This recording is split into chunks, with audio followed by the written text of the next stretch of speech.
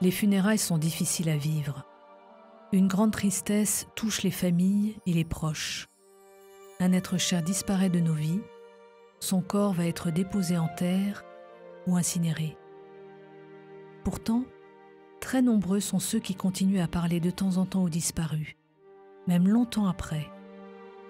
Quelle est donc l'intuition de nos cœurs qui nous fait parler au-delà du vide?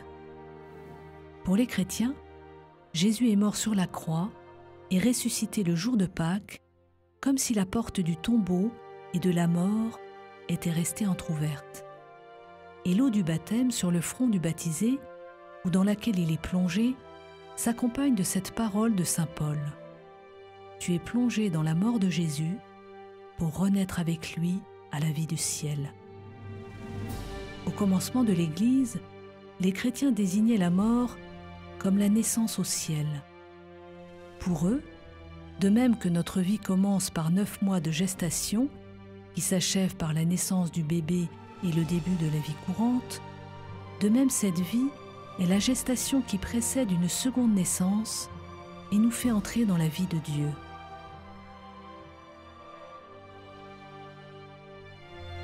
Tous les signes qui accompagnent les funérailles chrétiennes sont liés à cette vision de la vie.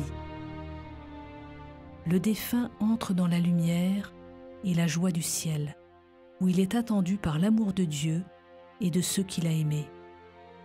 La foi qui habite les textes de la Bible est proclamée. La joie retentit dans les prières et l'Alléluia, la grande louange à Dieu. Les lumières des cierges sont rallumées pour se rappeler que celui qui s'en va part vers la pleine lumière.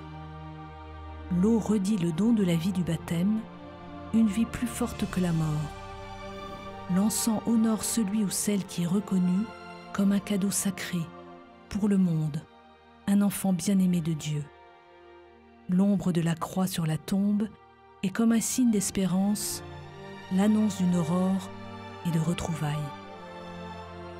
Adieu s'écrit en 2 mots, comme au revoir.